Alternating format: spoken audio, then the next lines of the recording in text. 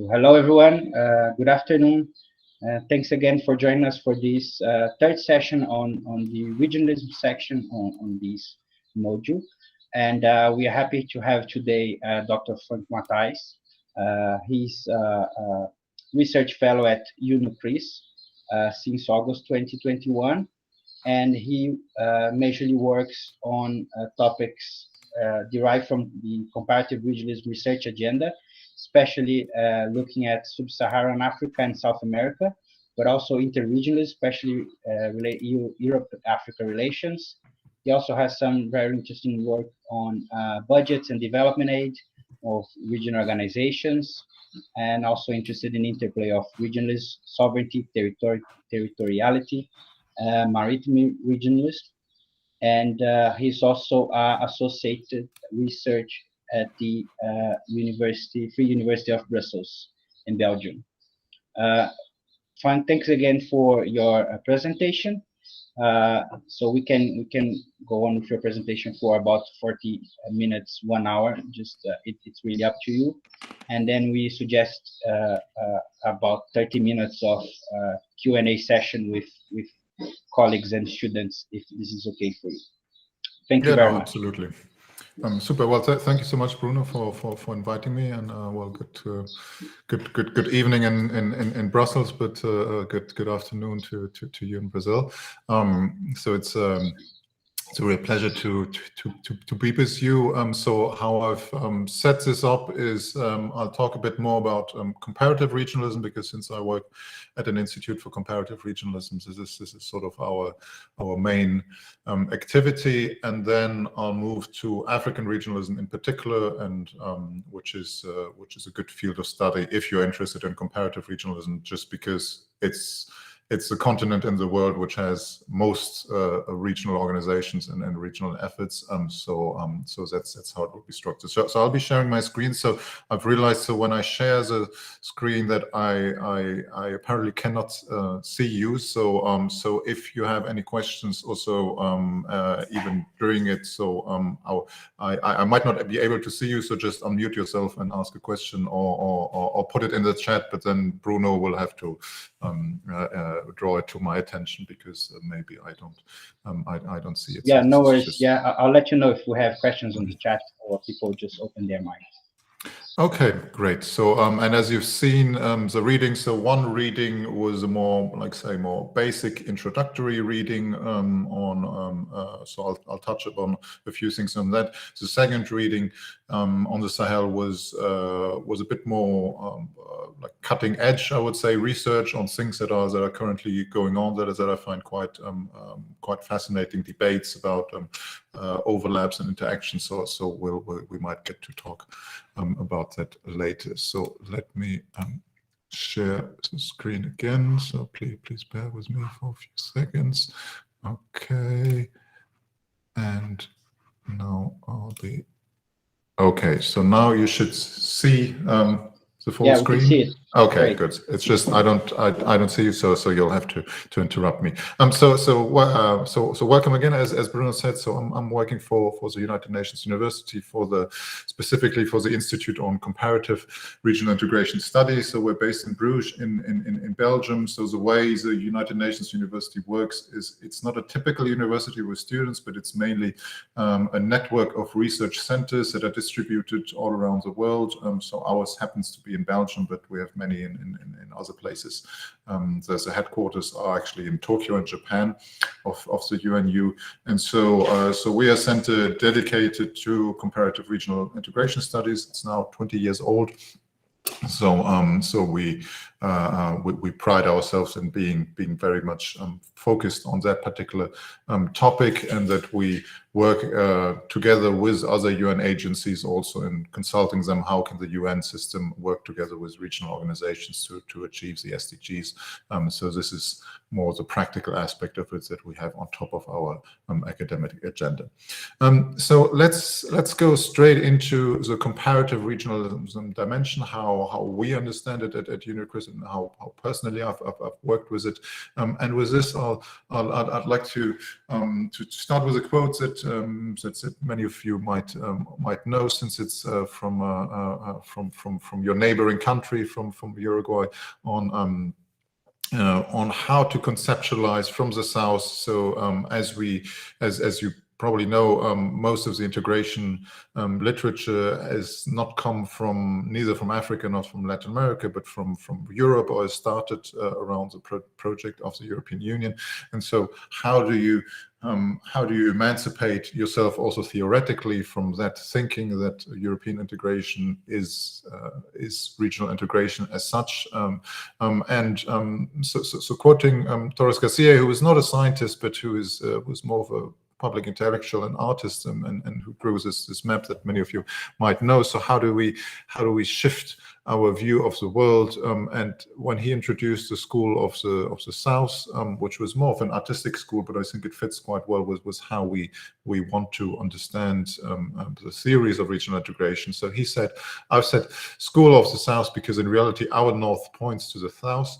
And therefore, now we turn the map upside down and we already get a distinct idea of our position, unlike the rest of the world would have it. So I think this is probably the most important point of departure of comparative regionalism, is to not consider that there's one particular dominant model, which would be the European model, and comparing means that seeing how far or how close other regional integration processes are, and if they're very different, then they're somehow deficient, and if they look somewhat close, then they would be successful. So rather than doing that, to switch around the map and consider that, well, every region produces its own regional integration, and every region can be its own center in this respect. And so I think this is very important, because often comparative regionalism has been more comparing the EU to something else, but actually you can compare within regions, you can compare across regions of the global south, etc. So this as a point of departure. Comparing regionalism outside of Europe. So this means for us, first of all, seeing that regionalism on one side is an outcome. So it's something that you can look at and see, well, this can be a regional integration. This can be a regional organization that has already emerged, or it can be just that there are more interactions. But at the same time, excuse me, regionalism is also a source of effect. So it's not just the end status of that we say, well, a region has been formed, has been integrated, but also this process of integration is also a source of effects, where we study how specific regional projects produce a region. So we start from the idea that, well, regionalism is in the end, it's a social and political process. It's very deliberate. It's peoples and systems that decide that this should be a region, so that there's no sort of naturally given region. And so these processes that try to produce a region, that try to convince their citizens that, well, for instance, South America exists as a political region, or Latin America and the Caribbean, or the Ibero-America, or the Americas, etc. So these are all social and political deliberate attempts to create a region, and this is what I would be most interested in comparing regionalism. So looking at how regions are being constructed. So as I said before, what's quite important is to avoid this normative universalism. So to set Europe as a standard, and how to do this is to look at comparison as something reciprocal, so that it's not just one-sided, but you're looking for similarities between different regions that you can generalize on one side, but you also look at the differences that point you to contextualized characteristics. So this means that, well, there are some differences between, say, African and Latin American regionalism, or there's differences between Caribbean regionalism and South American, and those differences they help us to understand, well, what is a contextualized characteristic. And then comparison becomes a process where you decontextualize it. So you take the regionalism process out of the region in order to compare it, and then you bring it back into the region to understand the actual differences. So this would be also a way, comparing would be also a way to overcome idiosyncratic explanations. So there are some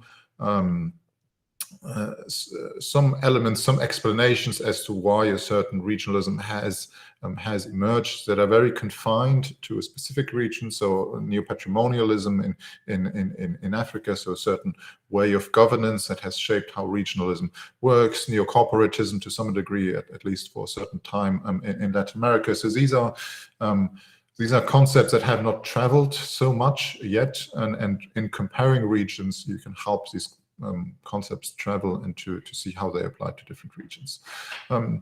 Comparing regionalism also means that you acknowledge that even though each region is somewhat unique, they are also part of one global order, and they have a specific position in that global order. So to use these reference frameworks, I think is also quite important.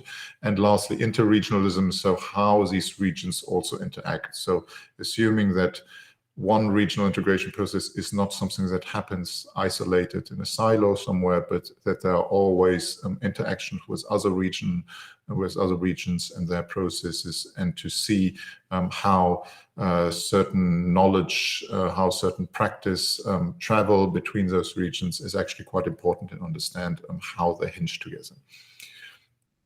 So starting then was a basic term, like how we try at UNU-CRIS, how we try to define regionalism. So starting from the Greek idea of, well, that it's mainly a doctrine, it's a principle. So there comes in the very deliberate attempt. Using two definitions here from colleagues. One is to understand regionalism as a predominantly formal or state-led and shaped by a mixture of informal state and non-state actors and forces. So this means that we acknowledge that nation states are the main drivers, and that formal regional organizations are crucial, but they are not the only actors that matter, but that it's really processes that goes beyond just merely governments. It's not just the pictures that we see of the heads of state was their family picture, but it goes beyond that. And the second definition that I'm quoting here is that regionalism is a reaction to the global conditions. So there comes in this global regional interaction. So the global condition understood as the impossibility to avoid connectivity in the current age. So regionalism is a strategy to cope with this global condition by a political project. So it's a bit to realize that that every region and every country, every community is somehow unescapably linked to the rest of the world, and the question is, how do we manage this? How do you manage international trade? How do we manage migration flows? How do we manage transfer and flows of capital, security threats, climate change, etc.? So we can't escape that we're part somehow of these global trends, and how do we react it? How do we manage it? And regionalism is one way to say, well, we can react to this global condition by forming a region in a political and social sense. So as I mentioned, the scholarship is dominated a lot by these dichotomies. So that there's been new regionalism approaches and old regionalism. Once there has been differentiation between top-down and bottom-up. So there's a lot of dichotomies in the scholarship, and the most biggest problem we try to tackle was comparative regionalism, is to overcome these EU-centered theories that I'll touch on just now. And so I won't give you the whole overview of the European integration theories, because they're well documented and you probably studied most of them. So since I'm more interested today in African regionalism in particular, but also it applies to Latin American regionalism to a large degree, is to understand, well, so-called old regionalism developed outside of Europe. So old here means mainly the Cold War period from the 1950s to the 1990s. And one could say that a lot is thanks to Latin America. So also African regionalism has been quite highly influenced by Latin American efforts to think and rethink regional integration, starting with dependency theory. So assuming that how free trade is being organized and how the division of labor is globally organized is a source of inequality, and is reinforcing the subordinate status of global South regions. And one way to react to it was precisely to create stronger regional, usually economic communities, or at least trade and industrial areas, which had as a main goal to do import substitution. So the idea, if we keep on importing manufactured goods and exporting raw resources, we're just going to exacerbate and perpetuate our subordinate position in the global order, and therefore we need to substitute those manufactured goods by our own. And to do so, we need to have protectionism on one side, but the protectionism wouldn't be only national, but it would be regional. So there would be an industrial development strategy that would not just be one individual country. It would not just be Ghana or Argentina, but that the region is the right size in order to advance such industrial projects. Apart from the economic aim, there was also, particularly in Africa, this period coincided with the end of the colonial period, starting from the 1950s, but then throughout Africa in the 1960s, that most countries gained independence during that period. So regional integration in that period was also this idea, well, we can overcome the colonial divides so the division that European powers had made out of Africa, cutting it into different colonies, that we can overcome those divides because they've been artificially imposed from the outside. But at the same time, we also want to establish our own national sovereignty. So these were the two more political aims of regionalism during that period. This old regionalism at some point started to fade off in the 1980s. By the early mid-1990s, we speak of a new wave of regionalism or new regionalisms that are emerging. So during the 1980s, this import substitution model had run into a dead end. Basically, it had led to a debt crisis, especially after the the surge of petrol prices. So where we had seen that that even though in practice it seemed like, in theory it seemed like a good idea to shield off, what in practice it did was to create certain monopolies that, instead of investing in productive industries, the economic elite, both in Africa and in Latin America, was rather using that rent for their personal gain, or to invest it in non-productive areas. So the money that was made out of the import institution was not really used to foment this regional project and regional industrialization. So what we had in the end was then that crisis, both in Africa and in Latin America.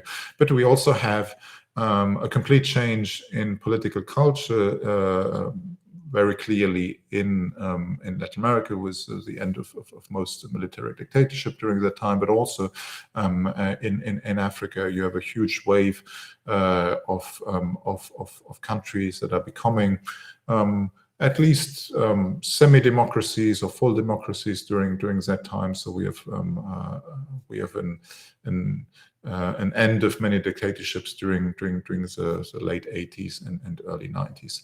We have most of these countries that are embracing globalization. So there's a huge wave of optimism at that point, that being part of the new economic global order after the Cold War is something that everyone wants to be on board, except for a few exceptions, but most countries do. And you have a whole lot of new topics and actors, civil society actors that become more present, but also new topics that hadn't been on the agenda before, especially security, but also then more technical topics like water management, health, etc. They come in mainly throughout the 90s, and until today we see more and more new topics emerging. So it's not just predominantly about how do we liberalize trade and converge our economies, but it really covers many policy areas across society. So how does this look in practice? So from the 1990s, we have a bunch of new regional organizations that are being created. So European Union in the mid 90s, Mercosur in 91, NAFTA, and SADC in that same period. You have the African Union that comes a bit later in the 2000s, UNESCO as well. So we have a lot of organizations that are being created. I put in ASEAN in here, even though it was created originally back in the 70s, I think. In the 1990s, it has a huge reform, which made it a real regional organization. Before, it was more of a intergovernmental committee. So you have organizations either that existed, that have reformed themselves, or completely new organizations that are being created. And what many of them have in common, especially in the Global South, is that they're driven by this fear of marginalization. So there was this idea in the 90s that, well, now the new world order, it's going to be the EU, East Asia, and North America, and the rest of the world is somehow being marginalized. So out of the fear of being marginalized, this was a big driver for many organizations. Then you have certain global norms, and regional integration became one of these global norms. So across with democratization, liberalization, etc., also regional integration became such a norm.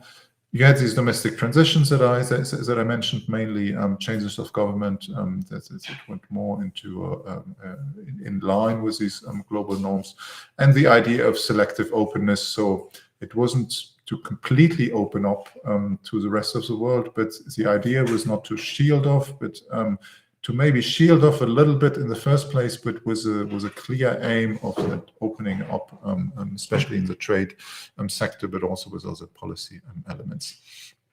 So one big crux, one big question that came up during that period, but that always comes up when you talk about regionalism, is how does sovereignty and regionalism, how do they relate?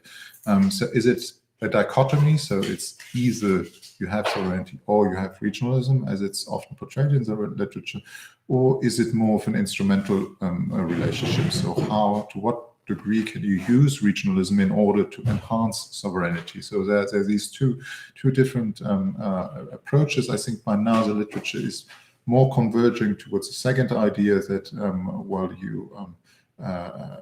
creating regionalism doesn't mean necessarily the end of sovereignty. It means a change in the quality of sovereignty, but it can also enhance sovereignty. The differentiation that I make here is that national formal sovereignty is not the same as public interest. So this is, I think, quite important. So it's often by political elites, they try to sell the idea that national sovereignty is the same as the interest of all citizens. Often it's not, and we see really regional organizations being used more and more in order to preserve, to protect, and even to boost national sovereignty, so that it's not that regional organizations are not necessarily a way to give up sovereignty, but it's rather how can the regional organizations, the membership in these regional organizations, help the country in order to protect or even enhance their sovereignty. We've seen this in many instances, especially in Africa, but also in other world regions. So that was the comparative part of the presentation. I'd like now to try to zoom into Africa specifically. So you've had the historical conceptual development of comparative regionalism in more general terms. Now, how does Africa fit in here?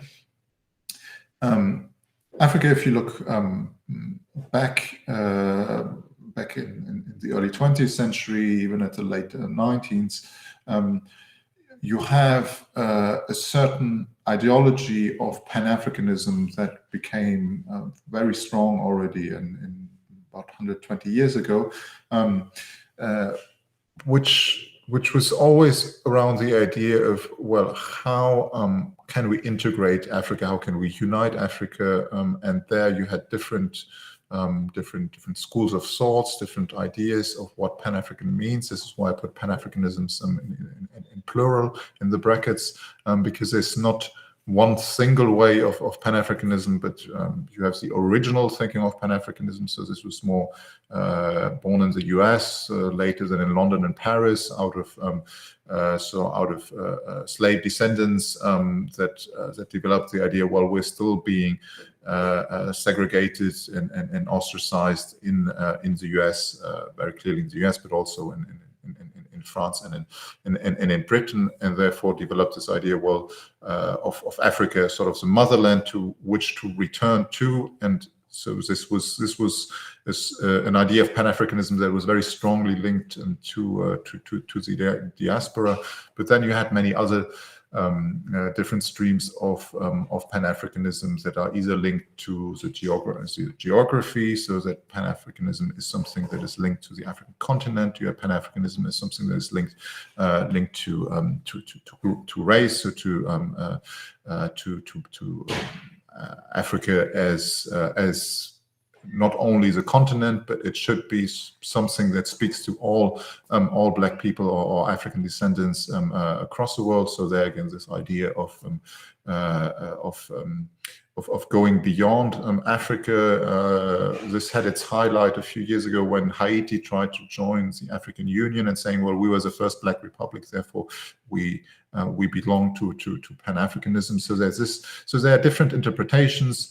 Some have included North Africa in Pan-Africanism. Some have said no. This is the Arab states. They are somehow different. Therefore, we don't integrate them, etc., etc. So there have been many different proposals.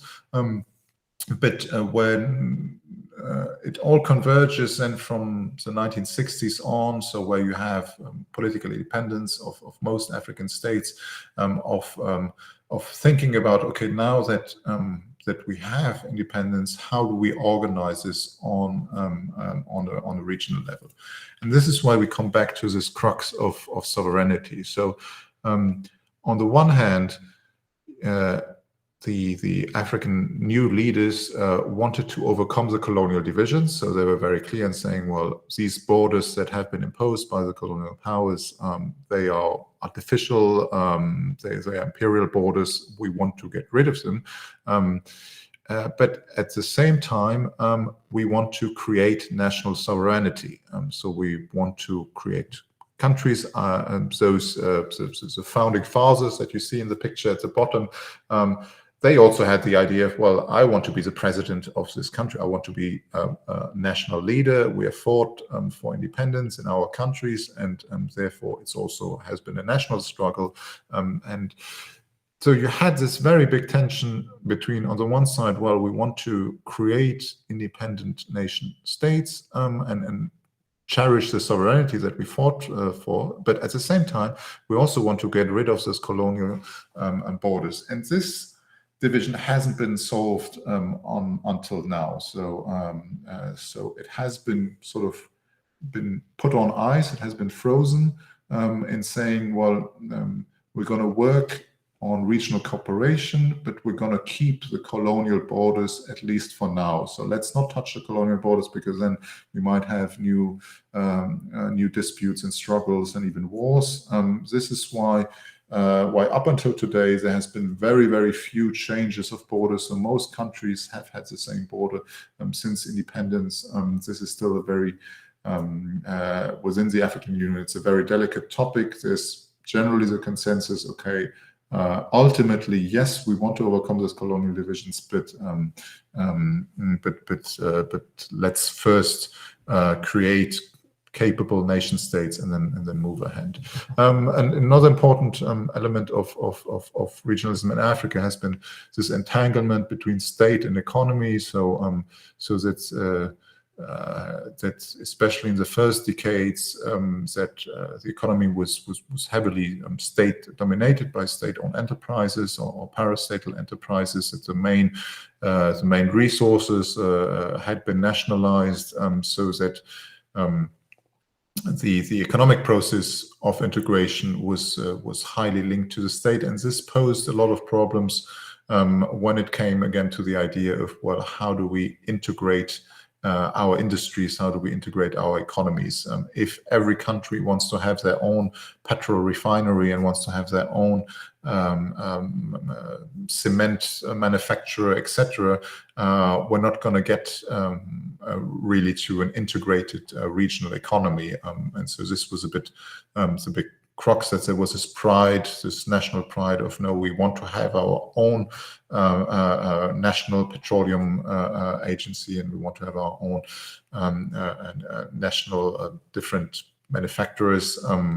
This was, of course, countering the idea of, well, we should have we should ultimately form one big economy and overcome those borders. So you had these different camps also within the African Union. So among the founding fathers, you see, so there were some like at the top on the left. Well, it's a bit covered by those leaves. And Nkrumah, the first Ghanaian president, was a very federalist one, but you had other presidents pictured there, especially the francophone ones, that were much more cautious and saying, well, let's not get too far and out of hand with regional integration and with creating a United States of Africa, but let's do it bit by bit.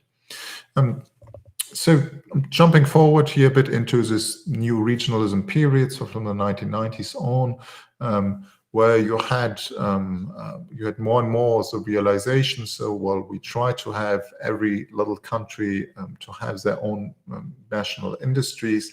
But it didn't really work out in many cases. This was also linked to bad political governance. So you had, of course, a lot of dictatorships at that time, which were often very much attached to certain national industries. So they wanted to have these either for prestige or because the revenues were going in their own pockets. So with a democratic wave that came in, there was also realization, well, we need to overcome small markets. We need to diversify more and not just export a few, often raw materials. And as mentioned before, this shift in the global world order in the 1990s meant this strong fear of being marginalized, of losing support. You could no longer play the Soviet Union versus the US and saying, well, if we don't get development aid from that side, we're going to ally with the others. So this wouldn't work as much anymore. So there was the fear of being marginalized, and you had regional organizations that were either newly created and from the early 90s on, or resurrected in the case of the East African community, for instance. In an idea that, well, we're going to have building blocks for continental unity. So the end goal was continental unity, so the whole of Africa as a geographic entity. But this is a bit ambitious now, so we're going to have building blocks. So we're going to have Southern Africa, East Africa, West Central, and North Africa. So 5 building blocks that have to integrate as regions. and ultimately those puzzle pieces would fit together into continental unity. So this was spelled out in the Treaty of Abuja in 91. So that was foremost on the economic front. So this idea, well, we're going to create free trade area in West Africa and free trade area in Southern Africa, etc., and then ultimately a continental free trade a zone as the end product of it. But the path was kind of like a step by step. Let's build those building blocks, and then continental unity will emerge out of this ultimately. And I want to discuss this process with one concrete case, which is the Southern African Development Community. So it's all those countries that are in yellow there. Which was created so in the early 90s, and which was a successor of the old SADC, the SADCC. So it was two C's, Southern African Development Coordination Conference, as it was called. So this was created in 1980. So this ran for about 12 years.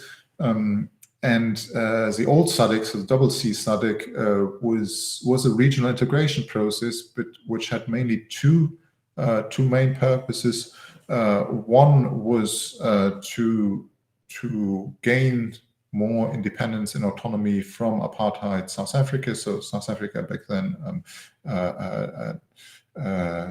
apartheid dominated, so white minority dictatorship effectively, and those countries in the neighborhood, spearheaded particularly by Zimbabwe, but not only, were fiercely opposed to apartheid, but they were often very dependent economically from South Africa, because there was a lot of labor migration.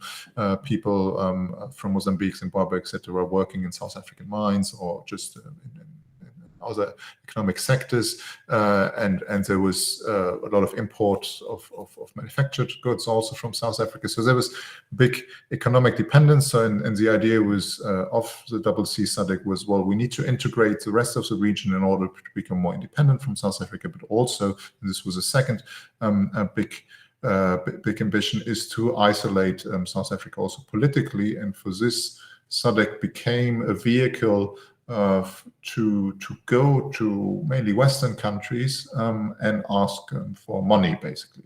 So to ask for development aid and say, well, we want to coordinate, build an electricity grid that connects all of our countries and that excludes South Africa, and therefore we need development aid. And so SADC was, as the name said, Southern African Development Coordination Conference. So it was coordinating development aid. It was sort of the one stop for development agencies to provide money. So those. This changed, obviously, in the 1990s, so end of apartheid in South Africa. South Africa becomes a democracy and integrates the region as a full member. And this is where the Southern African Development Community is being created, sort of a rebranding. So you lose the original aim, but now you concentrate more on integration. Still, development aid is important, but now all of a sudden you have whereas before you had a region of countries that were to a large degree economically similarly developed. Now you have South Africa, which is 80% of the total economic power of the region.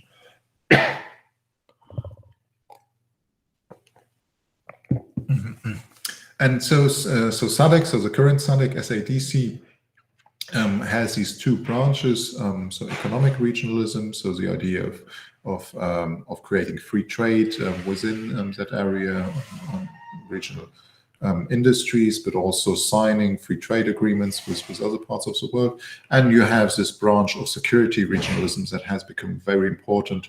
That was not initially so important, but has become important, where SADC in every crisis that is happening tries to get involved, tries to mediate, even to intervene militarily. So whether it's been the wars in the Congo, whether it's been there's a civil war in Madagascar, troubles in Lesotho, in Zimbabwe, etc., now in Mozambique. So wherever there is a security issue, SADC tries to place itself as a venue where sort of stability can be assured, and also saying that, well, we're going to take care of this so that others don't need to get involved. And this has been very clearly after the debacle in Libya, so where there was no African regional organizations that really said, okay, the problem in Libya with Gaddafi, we're going to deal with it internally as a region, and then NATO came in and sort of tried to solve the problem instead. And so most African governments don't want this to be repeated, and therefore having a regional organizations that can say, we're going to take care of this. This is our problem. We don't want external interference. This is something very, very valuable, and it goes into the idea of boosting sovereignty rather than undermining it. How does SADC work? So it has a technical secretariat of like 250 to 300 staff that are based in Botswana, in Gaborone, so it's a capital, which is coordinating all the activities in the different policy areas. And what is important to know for now in a minute we're going to talk about the overlaps is if you look at the map, the countries that are in green and yellow, those are the members of the Southern African Customs Union, SACU. So this is a bit the imperial core of Southern Africa. So it's a customs union, so quite advanced in economic terms because they have a common external tariff. But this is still a very imperial legacy. So this was very alive during apartheid and even before, and has continued. So this is something that has not changed, and this is essentially a way, a tool for South Africa to dominate its member states. So it means that there's one single currency. De facto in these regions, that, well, you do have the Namibian dollar on print, but it's one-to-one the same as a South African rand. You have a common external tariff, but since most of the goods are imported to South Africa, this means that South Africa collects all those tariffs and then redistributes them according more or less to their liking. So it's a very the fact that South Africa became a democracy and that we live in a post-colonial world in Africa doesn't mean that certain imperial regionalisms have not continued to exist until today. So this is just an overview of the debate between the say the Afro-pessimists and the Afro-optimists. So it's usually these two camps on whether, when it comes to the question, well, is regional integration failing in Africa, or is it advancing? So some of the big challenges that we've seen in Southern Africa specifically is how to overcome the problem of economic complementarity. So if everyone exports more or less the same goods to outside of the region, how do we actually create trade? It's not sufficient just to lower tariffs, but how do we integrate and create industries? In South Africa specifically, there's been a big problem of xenophobia, of attacks against migrants from other African countries. So you, even though if the African leaders have the discourse of African unity, you see that it's still on the ground. There's still a lot of problems there. So we've had this instability that I mentioned, many crises from Lesotho, Madagascar, Mozambique, etc. The institutions are fairly weak. So even though you have a SADC tribunal and a SADC NGO council, etc., these are all fairly weak institutions. They have relatively little decision-making power. Then you have the problem of divisions between rulers, so that you have some heads of states that don't go along very well among each other. You have some countries that are less interested altogether. Say Angola, for instance, is usually not very much online with what South Africa is trying to achieve, etc. You have had the problem of being under-ambitious, so it's easy to say that regional integration has failed if you look at the original aims, so that by 2010 or 2015, all of this should have been achieved already. So, okay, if you use this as a standard, but maybe the problem was that it was over-ambitious to start with. And a big challenge is still the foreign influence, which you see very much in the budgets, for instance, so that 60–70% of the budget of SADC comes from development aid still, so that actually the member states are not the main stakeholders if you just look at the financial sheets.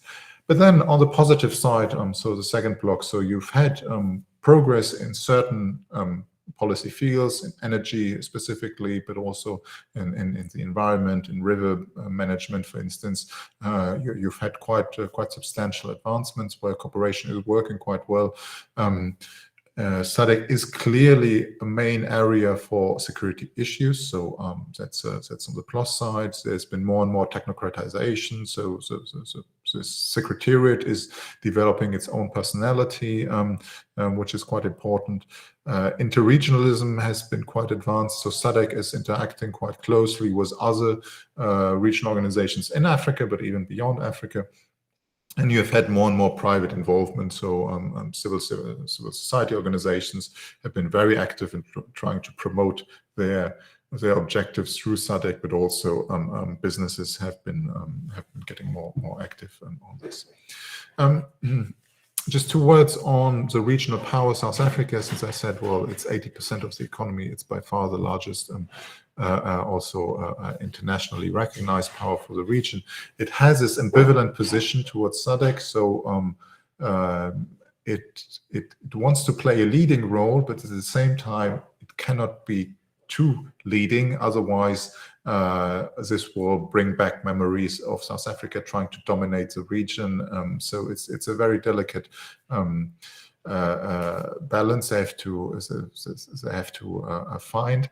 South Africa is using a lot SADC for its global ambitions, so in order to be invited at the G20, at OECD meetings, to get a seat in the Security Council, it is very helpful to say, well, it's not just us, but we are representing Southern Africa as a region.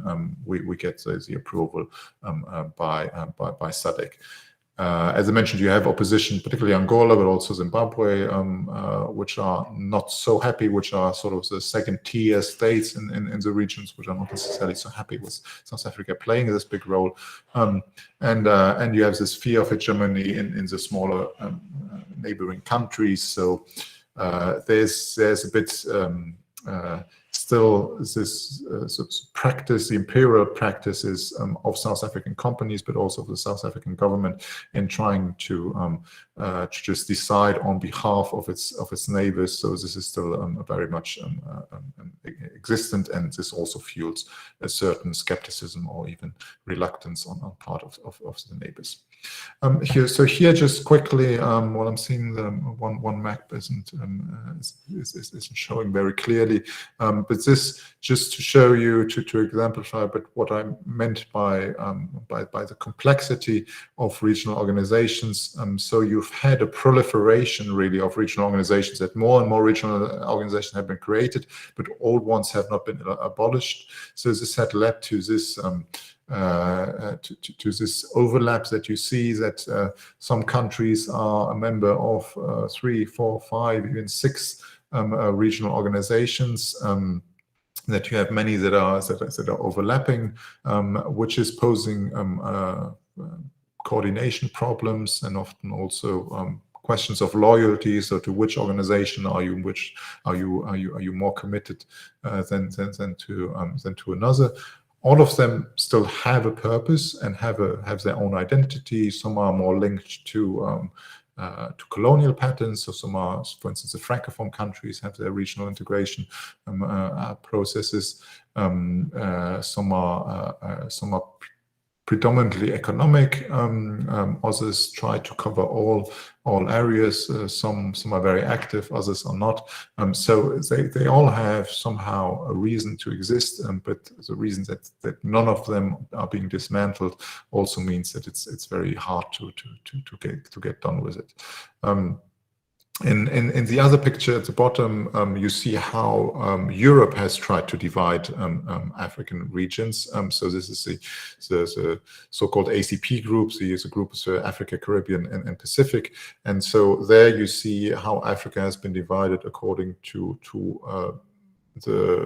how the EU wanted to do trade agreements with African countries. So to say, okay, we're going to have a trade agreement with West Africa and one with East Africa, etc., which don't exactly coincide to the regional organizations, but was more an attempt of saying, okay, we want to create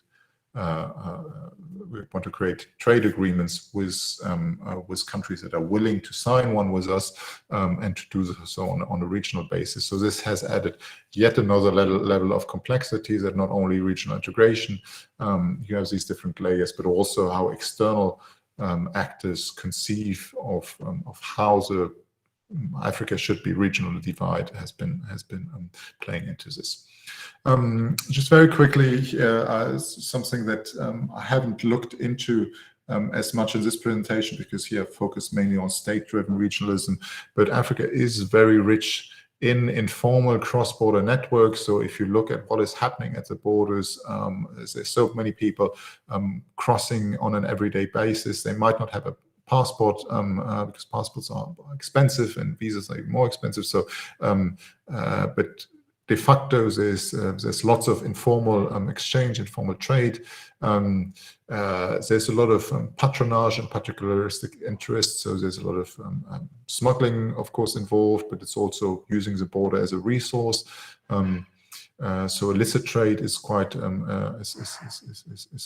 quite important, and this shadow regionalism is particularly flourishing where you have wars, violence, even some types of anarchy. So and this is unfortunately still the status in many corners of Africa. So where borders are not particularly well guarded in any way, but where maybe the sovereignty of a government, it's just in the capital, and what is happening in the rest of the country it doesn't have any control over. So there you have a lot of shadow regionalism, which is very diffuse, often temporary, therefore it's very hard to catch. But sometimes what you have, for instance, now as a more stable way is jihadist groups in the Sahel that have created their own regions that crisscross national borders, and where they have their own economy, their own also their own identity, culture, laws, etc. So which is one type of shadow regionalism.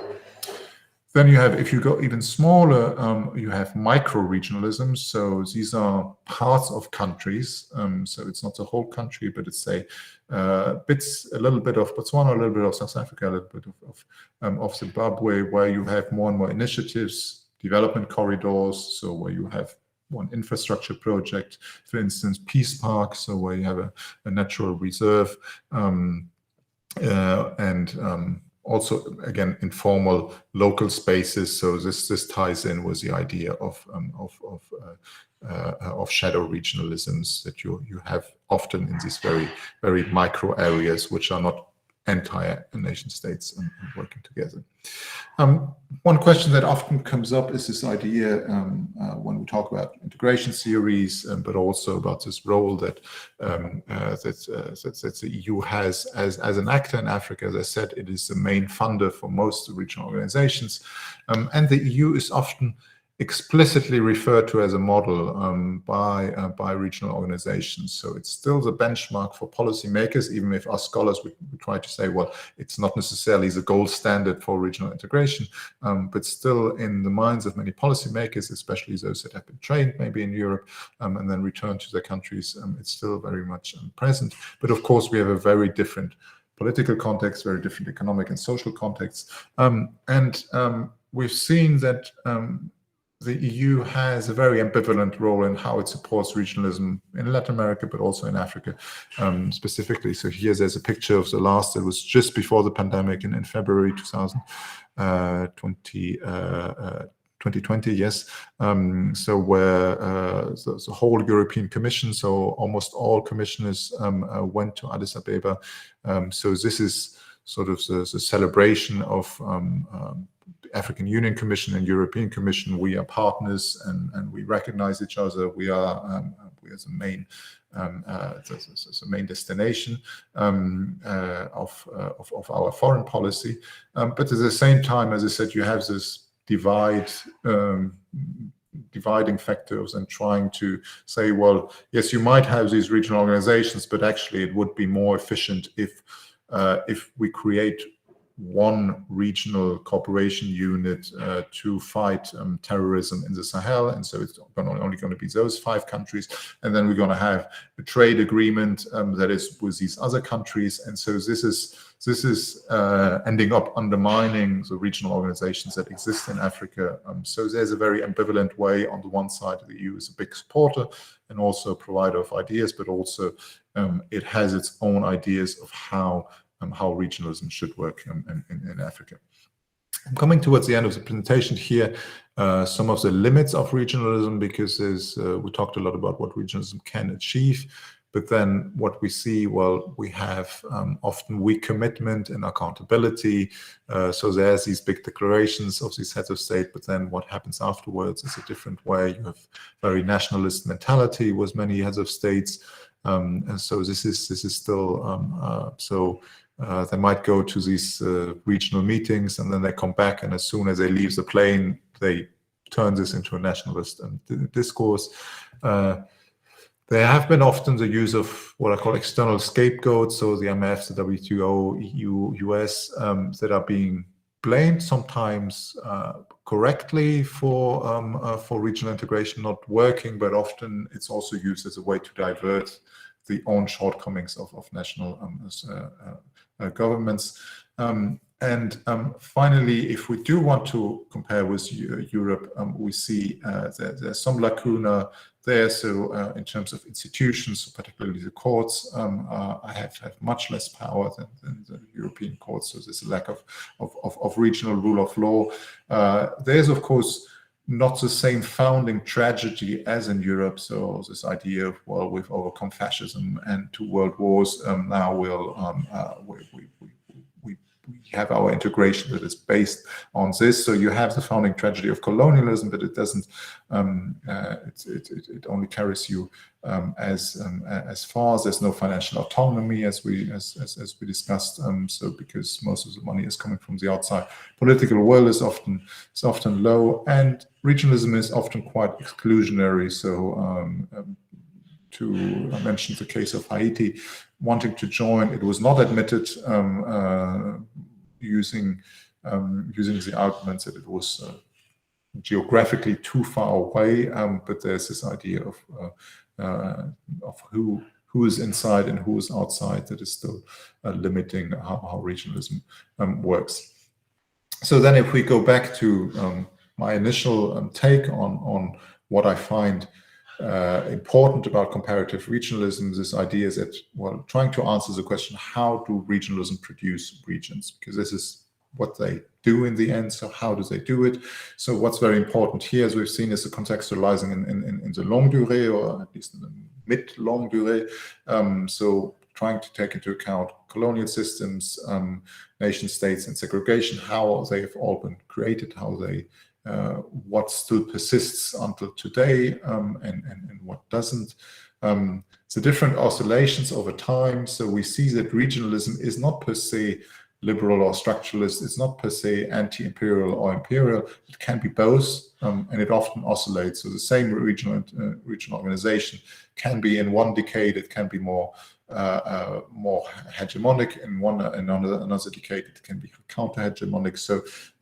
So what we have to look for is, well, in which phase are we currently with one specific organizations? What we see is that regionalisms, they try to improve the position of the region in the global system. So either by trying to get a better spot inside it, or by saying, well, we're going to stay a bit outside and try to increase our position without completely integrating. You've had different types of expansion, both vertical and horizontal. So either gaining more member states or expanding the policies, but also contractions. So you have member states leaving, and you have policy fields that are abandoned again. We always come back to this crux. So we've seen that regional organizations, they've reproduced and reinforced national structures of power, but in principle, they also have the potential of transcending the rationale of nation states. So it's a bit, it can go either way, and for us, it's to look at and to study, well, under what conditions does a regionalism overcome nationalism, and in what under what conditions does it reinforce it, and in which contexts? So ultimately, then regionalisms are sort of a renegotiations of like it's permanently being redecided who can be part of the region, who cannot, who is politically part of the region but maybe not economically, etc. So these are negotiations that are permanently happening as to what belongs inside and what doesn't. So as an outlook, regionalism in a changing world order. So this is a bit what's the current agenda that we have at UNU-CRIS. So we have a transformation of many regional organizations that have to often find a new raison d'être, but you still have a proliferation. So we thought that maybe 5 or 10 years ago we've seen the end of it, but still every year there's a new regional organization that is being created somewhere. So we still have more and more. We still have the debate. So is the EU, is it a model? Is it maybe an anti-model, so that other organizations want to refer to the EU, but as something that they don't want to become? So this is another debate. So the debate about sovereignty, losing or boosting, and finally the idea of fringe regionalism. So which is more this idea that, well, we don't have to look at how regions come from the political capitals and from declarations of head of states, but what is happening actually at the borders, at the fringes of the regions, what is happening there at a more micro level. So this is something that